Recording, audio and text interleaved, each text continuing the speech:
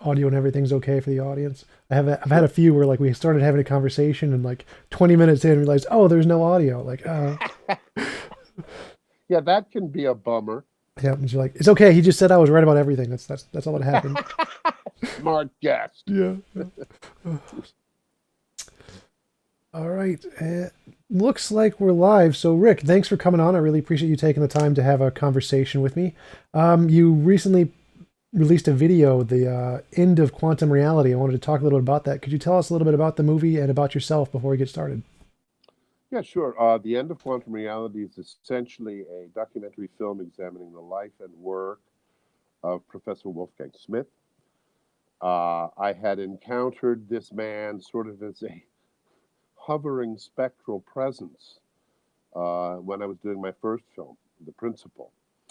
And he was this guy that everybody had heard of. Nobody knew where he was, if he was still alive, but he had some pretty ferocious credentials, for a guy who was clearly quite open to the ideas that we expressed in the principle.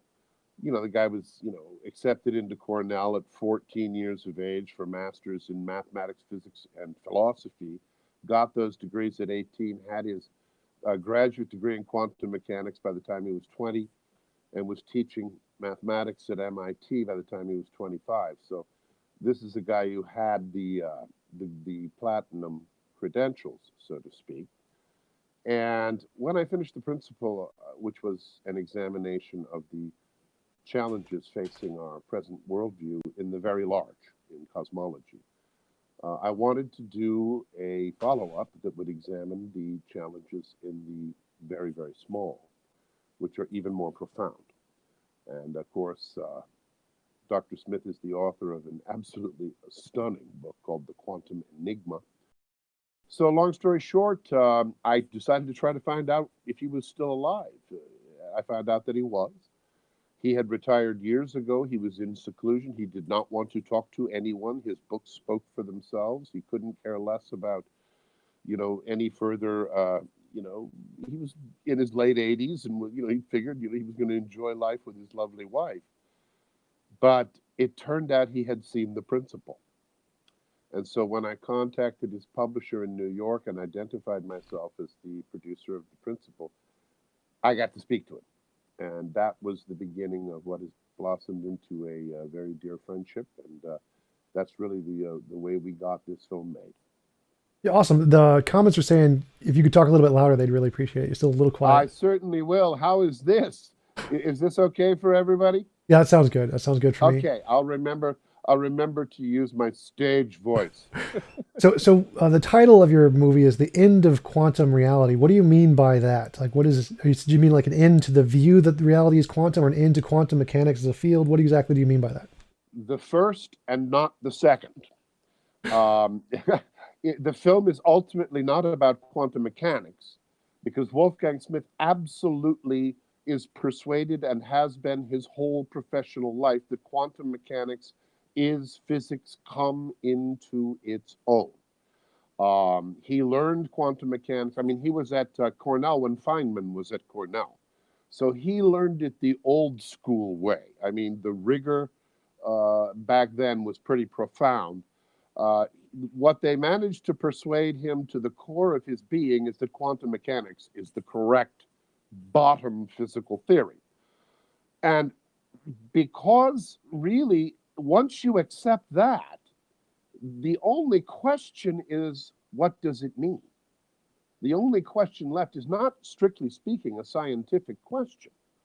It is a question of metaphysics, of ontology. And the reason we chose the title The End of Quantum Reality was to convey that the real subject of this film is reality. What do we mean when we say that word? I mean, what is it that we are actually signifying when we say reality? And to point out that 100 years in, Heisenberg turns out to have been right. He was the first genius of the founders to formulate quantum mechanics. He did so by means of a profound sort of approach, which is called hardly anybody remembers this, but it used to be, very important, called the Heisenberg Cut. And what Heisenberg said is that in order to do physics, you have to have a distinction somewhere along the line between the system that you are going to measure, which is beautifully described, by the way, by quantum mechanics, whether you prefer the Heisenberg formulation or whether you prefer the Schrödinger formulation or the Dirac formulation, doesn't really matter. Until you measure that system, it is beautifully described by quantum mechanics.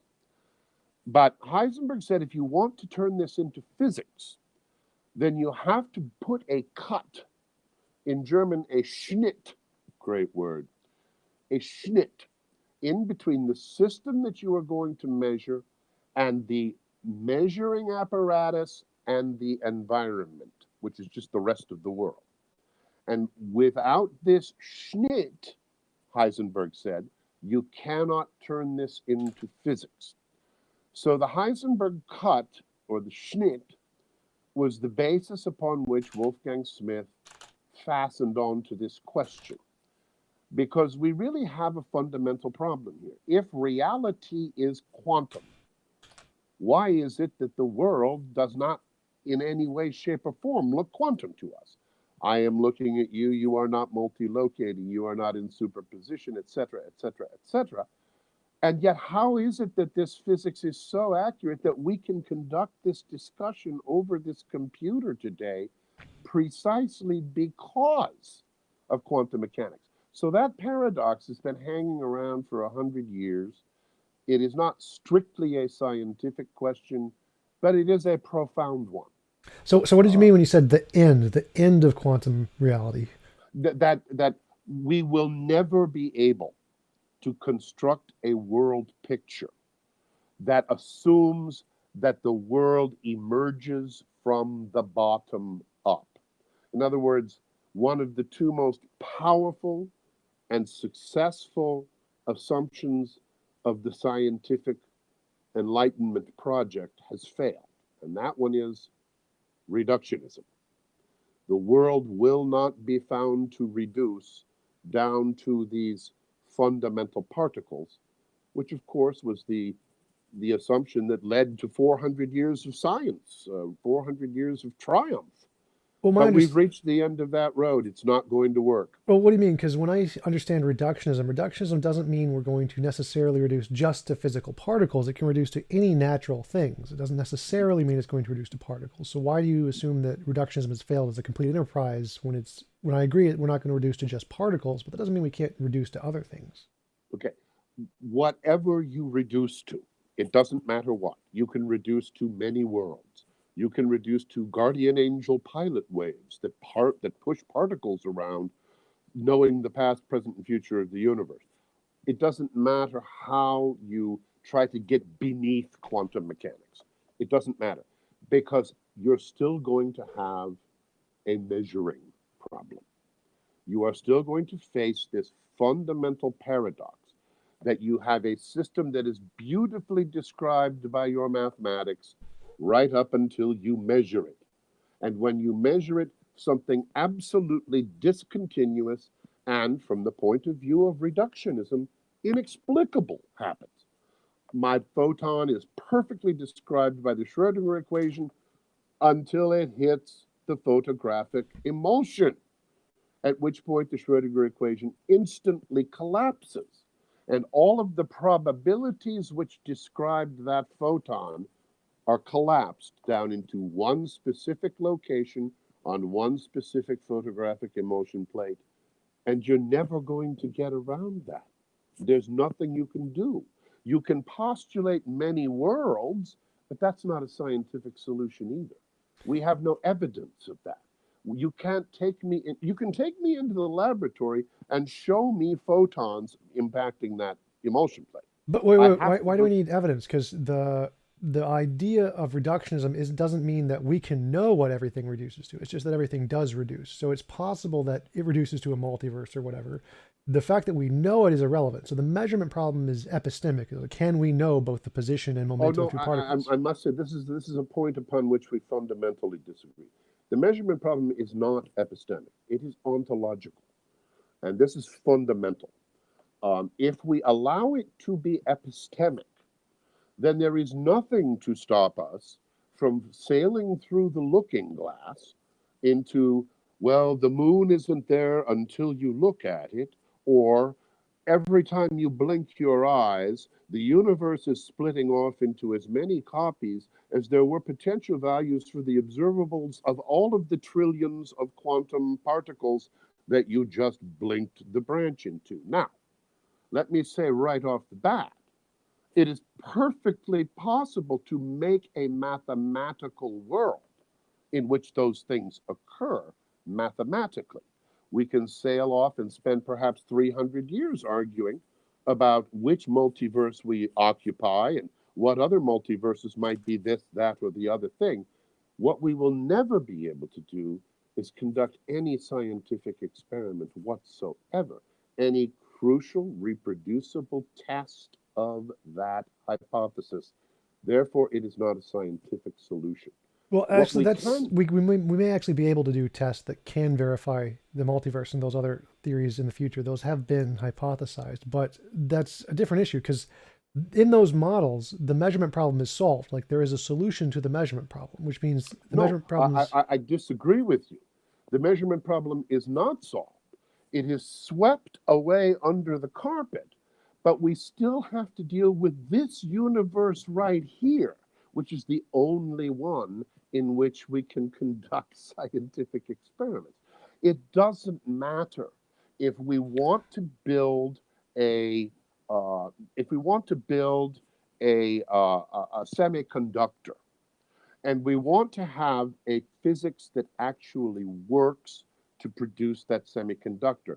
Believe me, the number of branches in the waveform that are instantiated on pointers in the other universes is not going to enter into our equations. And in fact, they can't. They can't enter into our equations. There's a deeper problem here, and this applies both to Bohmian mechanics and to the many worlds Everett interpretation and to the flash collapse models. All of them are going to hit the wall very soon. It's already starting to show up in the literature. There's a problem related to what wall? thermodynamics here, What wall? the wall of falsification by direct observation. Well, The okay, but problem wait, here, stop, stop. So, because again, reductionism doesn't say that we need to know it. So, the multiverse could be true and we just don't know it. I mean, that's possible. And well, if that it's the case, if it is a scientific theory, it must be at least in principle possible to falsify it. it doesn't need to be a If it is scientific theory. So, again, reductionism isn't okay, a so scientific theory. if you assume it is not a scientific theory, then all we are talking about are metaphysical preferences, Right, that's what and reductionism is. the discussion should be situated on metaphysical grounds.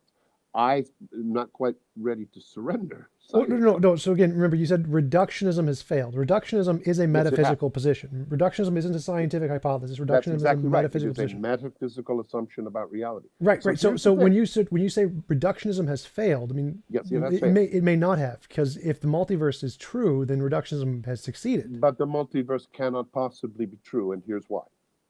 There are many reasons, but here is one that I think is particularly compelling and is showing up in the literature more, and I think will heat up a lot over the next few years. It comes down to this.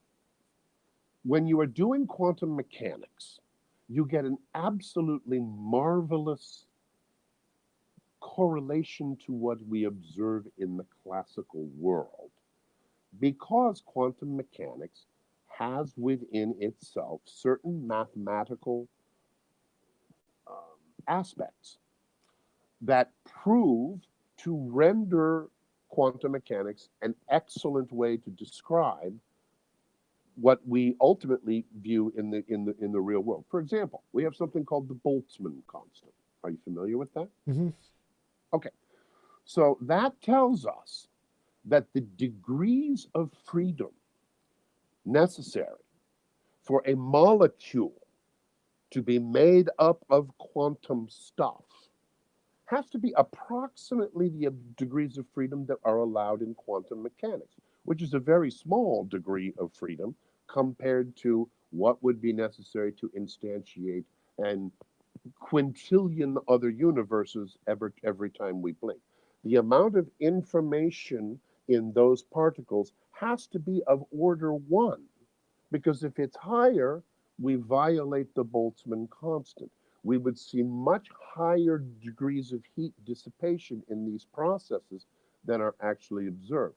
Quantum mechanics matches the Boltzmann constant perfectly because the degrees of freedom in those particles are greatly constrained by quantum As mechanics. far as I They are know, not constrained by the magical guardian pilot wave of the Bohmians, and they are certainly not constrained by the somehow branching off function that gives us trillions upon trillions of pointers and trillions upon trillions of universes every time we blink our eyes. well, I think we definitely disagree about that because I can show that the math for both the Bohmian pilot wave theory, the many worlds interpretation, the multiverse, the EBM, they all correspond to all of the data in quantum mechanics. They explain all of it. There's no But they energy do not coefficient from the Bohmian. correspond to the thermodynamics that we observe Yeah, they in the do. classical world.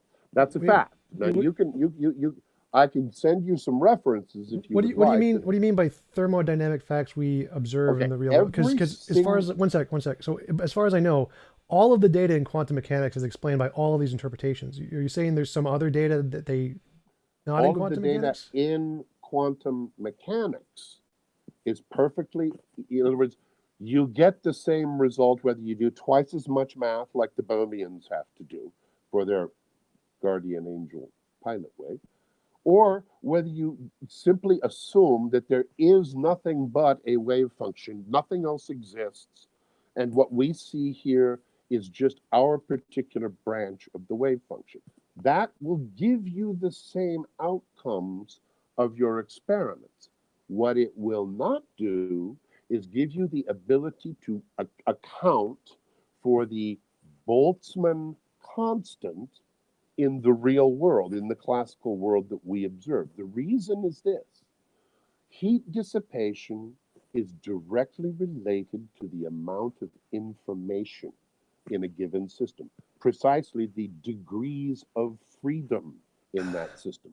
There is a specific mathematical relationship between the degrees of freedom and the amount of heat dissipation that will be observed in such a system. Quantum mechanics matches observations in this regard perfectly. Neither Bohmian mechanics nor many worlds does. You have too many You just degrees of contradicted freedom yourself. required. You Hold on, just let me just finish. You have far too many degrees of freedom required in the quantum particles in those two systems to account for observations at the thermodynamic statistical mechanical level. They violate the Boltzmann constant. okay, so they don't. They absolutely don't. So Oh, quantum they absolutely mechanics. do, No, sir. we can prove they And don't. you're So entitled to your opinion, but you're not Stop, entitled stop, to your stop, own stop, fact. stop. So again, Would you like me to send go back, you the? go back, Would you go like me back, to go send back, you the go back, paper? go back. So again, quantum mechanics is what explains all of the data. The many worlds interpretation, the pilot wave theory, those are interpretations of quantum mechanics. They don't deviate from quantum mechanics at all. But They're they just involve interpretations, thermodynamic which are consequences, which are exactly they consistent are with quantum not, sir. mechanics. You are now. This is something upon which you are wrong, No, no, and I I can would prove be I'm right here happy because to I'm provide sorry, you. I'm sorry. I would be happy to provide you with the actual wait, papers wait. that have Stop, addressed this stop. in the I'm going to literature. mute you. I'm Why going to don't we mute you. do that? You've got to stop for a Why second. don't we So, start with the papers? because I can provide you the papers from Sean Carroll showing you're wrong, where he says that no, that There isn't are the no case. papers from Sean Carroll. There are. Sean Carroll has never even addressed this question. He can't Every address it. observation in everything of our world is explained by every single one of the models. There's not a single observation Sir, one you doesn't can explain. wave your hands all day long. That's simply false. Then they There wouldn't be is, in accepted. fact, in the peer-reviewed literature, proof that the degrees of freedom required for Bohmian mechanics and many worlds to actually result in the world we sit in right here require many, many, many greater degrees of freedom first of all, than quantum mechanics allows, and second of all, than the Boltzmann constant allows. This is a fact. Would you like me to send you the paper? Yeah, feel free. I'm going to say it's wrong, and I'm going to prove it's wrong pretty simply because that's every single one of the interpretations explains all of the data. That's kind of the point. That's false. It does not explain it's the true. thermodynamic consequences of the degrees of freedom of action. I mean, you can say that. You can have that opinion if you want, but I'm going to go with the actual physicists. It's not an opinion. It is a mathematical derivation from the Boltzmann constant and the degrees of freedom. You can believe that if you want, but I'm going to go with the physicists. You can believe that if you want. The physicists who wrote the paper, my friend. You see, this is the problem. You're simply not up on this. You should get up on this because it's happening right now, and it's pretty interesting. There have been very few attempts lately to really test whether all of these formulations and interpretations of quantum mechanics could ever be subject to an experimental falsification. Here is one avenue upon which they are in present time being subjected to that. Now, you aren't aware of them. That doesn't surprise me. They are out there. Nope. I'm going to send you one of them as soon as we're off here. I'm looking at the poll right now of physicists. To your reader, your listeners. I'm looking at the poll right now of physicists, and the amount who accept the many worlds interpretation far outweighs pretty much all the other models. The Copenhagen is first. Thank God science doesn't come down to a popular vote. It comes down to what we can observe, test, measure, and experiment upon. Now, the Boltzmann constant is something that is very well established. So again, you've got to stop and let me finish my point here. So again, okay. The majority of physicists say you're wrong. I'm going to go with them. Good, fine. But don't confuse that with science. No, that is science. That is science. With popular science opinion polls, it has nothing to do with science. For example, the way science works is people interpret the data and it builds a consensus in the field. The reason people talk about the consensus, Tom, the way science this is a direct quote from the National Academy of Science. Mind. Every single scientific discovery in the history of the world takes this exact form. Something that everyone knows is true is challenged by some observation. One mind, one physicist against every single other one in the world comes up with a theory that can explain this observation and still account for what we thought we knew before. Right. Every single scientific discovery takes the form of one guy being right and everybody else in the world being wrong. Yep. And the way we know that one guy was right is by experiment. Yes, which then convinces the consensus. Well, hopefully. I mean, it took a hell of a long time for some experiments to convince the consensus.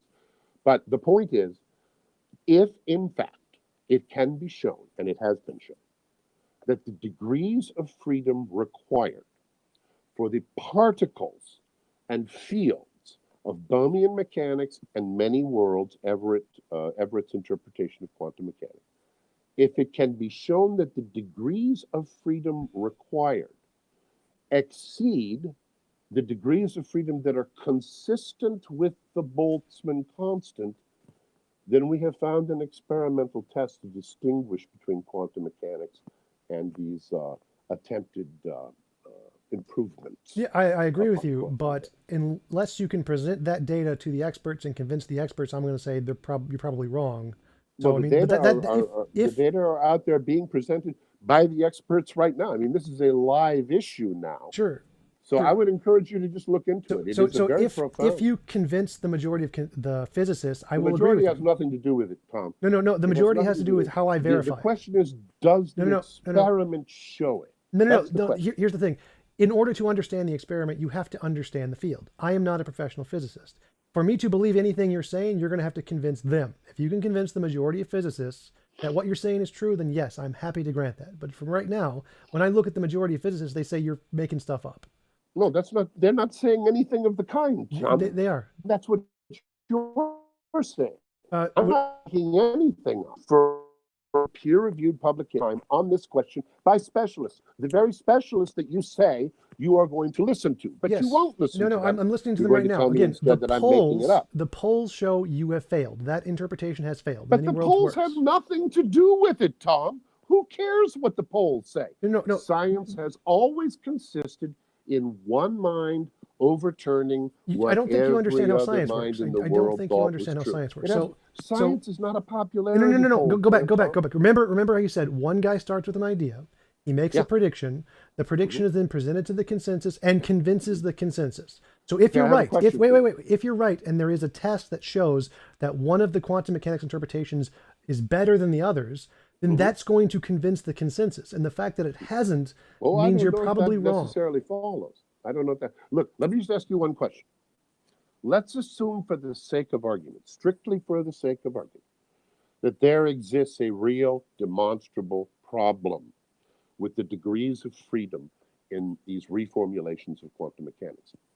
The two big ones being Bohm and Everett. Let's just say, for the sake of argument, that there was an experiment, that there was a reproducible observation that would distinguish between standard quantum mechanics and Bohm and Everett on this question. At what point has science spoken, Tom? Has science spoken when that experiment is verified and reproduced and presented in the lab? Or is the science when 51 or 51.9 or 62 or 74% of the respondents to a popular science magazine poll say that it has been established?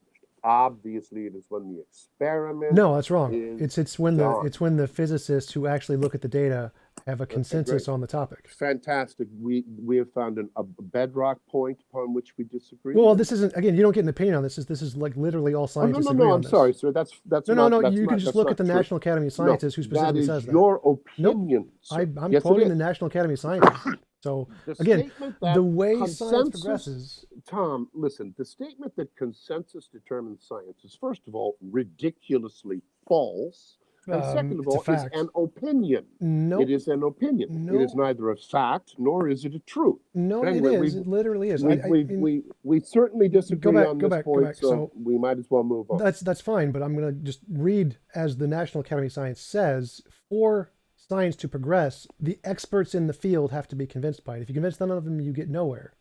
That's the reason science progresses is by convincing the experts. Well, Tom, I'm here today, okay, to tell you that there is a problem with both Bohm and with Everett.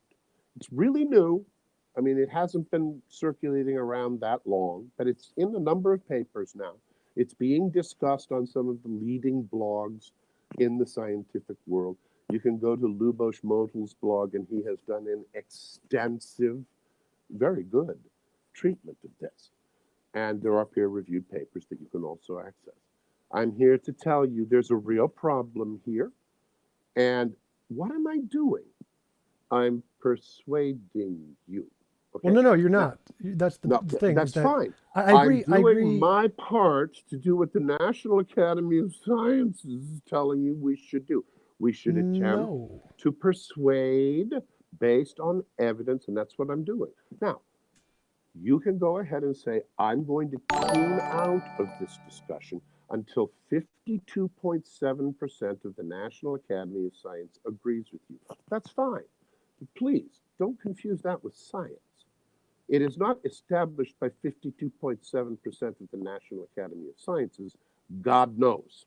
So everything you said is exactly what every pseudoscience says ever. It's like, oh, we have evidence. Like the reason something becomes science is you have to Except I've use given you that, access to a peer-reviewed study, and which you also apparently don't scientists, care. which is also what pseudosciences say. They cherry pick studies to try and support their conclusion. Well, okay, so you're If just you going to want, assume in n- advance that any possible evidence that no, I present to you no, today is by definition pseudoscience. no, Tom, all no. due respect, Again, you what know, I'm saying is if you consider that to what I'm be saying is compelling, then God bless you. what I'm saying is that if you have evidence, you need to convince the physicist. Presenting to me means nothing. If It's you the haven't physicists convinced the who have physicist, presented the evidence, Tom. if you convince the Do you think they physicist, care about me? no, no. They So don't give a again, hoot about me. if you convince the majority of physicists in the consensus, then I will believe that what you're saying is true. If that Okay, does not fine. Well, happen, then we'll just have to revisit this question when that occurs. yes, and I'm fine with that. Those who are of a more inquisitive bent might want to look at Lubos Motl's blog, which will give them access to all of the peer-reviewed papers on this.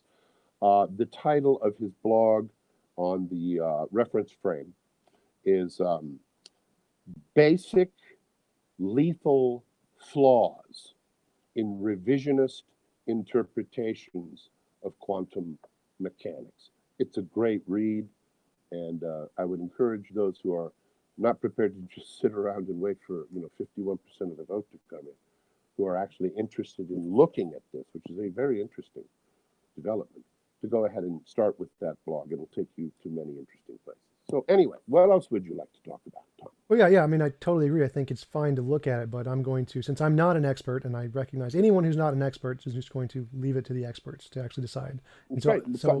That's fine. So I won't bother you again with anything that's cutting edge that would challenge the opinions of whatever it's 56 or 52 or whatever that magic number is. Yeah. Okay. So there is no evidence against the many worlds or Boltzmann at this point. So right, That's those false. they can. Well, no, That's since false. you There have. is evidence against it, and you can see it in peer-reviewed publications. I've already given you the citation to. Oh, no. Remember, you Modal, said you weren't going to bother me with this because you can't and convince the the physicists. evidence is available for anyone watching here who would like to investigate that evidence. Lubos Modal's blog, the reference frame, the title of the paper is "Basic Lethal Flaws in Revisionist Interpretations of Quantum Mechanics." Sure. If you send me a It's a link, I'll great put a read. link in the description. But again, you said you weren't going to bother me with this because this doesn't convince the physicists. The physicists say this is wrong, as far as I can tell. That is the physicist. Some. Lubos Modal is one of the leading theoretical physicists in the world. Hugh Ross is a physicist, but it doesn't matter what he says. What matters is what the consensus accepts. So unless you can convince the consensus, it's not evidence against the position. That is nonsense. But that's how science works. Those who are prepared to simply sit back and wait until Scientific American tells them what they are to think about a given thing, you don't need to bother yourself with this. This won't be on your radar screen for another several years. Those of your audience who are interested in seeing what is really happening at the edge, at the cutting edge of this question, well, I've given you the reference, and you guys can. So in a few years, you might have evidence. Right now, you have cherry-picked papers. No, that's a logical fallacy. The evidence exists now. It's the consensus that doesn't exist. So you're again conflating those two things. No. So the experts in the field. Basically, the reason that you're wrong is that you think science consists in 51% of the vote. Thank God, it never has. And it never will. So you don't understand science, that's fine. Able to show in his laboratory that a given thing is reproducible, he wins. No. Even if he's the only guy in the world who believes it. No, that's not how science works. But science that requires... is exactly how science works. You don't understand science. This is an important point because you don't understand science. Science is done by reproducibility. One person verifying it. I'm going to mute you if you don't stop. I'm going to mute you if you don't stop interrupting me. So one person reproducing it in a lab. One person reproducing something. One person reproducing something in a lab is not evidence. For it to be evidence, you need other experts in the field to be able to reproduce it. That is nonsense. With the same interpretation. What you need is an experiment or a demonstration that shows you are correct. That's what you need. It doesn't matter if you are the only person in the world who is able to show, for example, that there are moons orbiting Jupiter. There was one and exactly one person in the world who could show that there were moons orbiting Jupiter. And you know what? Everybody else in the world said he was wrong. And it took the better part of 150 years to move the consensus over to the right side of that question. But the question was settled the minute he looked through his telescope. As a matter of science, the matter had been fully established that very day. Well, I'm sorry you don't understand anything about science. So, because everyone, like the people thought that you could had a tachyons that travel faster than light. It was done in one experiment. One guy did it in a lab and it was repeatable. Oh, and then he was shown wrong. Except it wasn't repeatable, Tom. If it was repeatable, it would be physics. What's repeatable mean? Repeatable means other people have to do it. If it had been repeatable, we would have had the breakthrough. We would have had it right then and right there. Not when the 17,000th subscriber to Repeatable- Scientific American decided to add his name to a petition, for God's sake, Tom. Again, so I'm not arguing for petitions. I'm arguing for what do the physicists actually believe. This is a poll of physicists. So the physicists need to repeat it. Who cares? The physicists. Who cares what a poll What do you think says? repeatable means? It means nothing in the face Repeatable. of one reproducible experiment that overturns what they all believe. Every one of their votes is worth 0. Right. So until and you the can actually experiment produce is that, worth 100%. so until This you can is the produce difference that can between be science repeated. and politics. So until you can produce that experiment, which can be repeated by the experts, and they can confirm it, and it Yeah, convinces well, that them, process is you're making underway stuff as up. we speak. That process is Which is underway as we great. speak. Which is great. And once it there does are that, those, then of it's course, evidence. like you, who would rather just sit back and wait for it to be told by whatever that magic number is, 61. Again, repeatable. Repeatable. Exactly. So, exactly. so if And I can't that repeat process depends, by the way, that process depends, by the way, upon an experimental or observational basis for overturning what 62% yes, of the scientists in the poll said was true. That's yes, how science progresses. right. Science They need to repeat progresses it. precisely because somebody says, wait a minute, I think I found something here that doesn't match that 61% of the vote on Scientific American or that 67% of the vote on the National Academy of Sciences. Here, let me write this up and submit it to a journal, right? Let's see if I can get this thing published. Ooh, okay, I did. So now it's out there. Now you have scientists, not like you, Tom, not the ones who are just sitting around waiting for the consensus to change. Real scientists who are actually going to test and attempt to reproduce, kick the tires, see if there's a mistake somewhere. This is real science. And I can tell you that's exactly what is happening with regard to the Boltzmann, or more broadly, the thermodynamic issues related to the many worlds and the Bohmian mechanic revisions of quantum. Right. So until they actually repeat it, it's just some guy's paper with no repeatability. It's just a hypothesis. No, it's a peer-reviewed, published. Hasn't been repeated. It needs to be repeated. Remember, that's the point. Repeatability. It's being repeated as we speak. So it hasn't been repeated yet. So it's not evidence. I've given you two references, which doesn't help you. You can go to Lubos Model. Can I repeat the experiment? No. And he will give you links to. I don't want his links. I want to repeat the experiment. Peer-reviewed Peer-reviewed does not mean repeated. Are presently circulating in the scientific community. That's great. That raise a profoundly important. So I've already debunked this, and you haven't addressed my point. Okay, no, this is really a waste of time. Look, no. I want you to address my point. You haven't addressed my point. It is experiment. I have addressed your point. No, you haven't. Many. You haven't addressed it at all. So again, listen to my point and address it. I would suggest that either we can grind this. I want you to address my point. So can I? I'll say my point.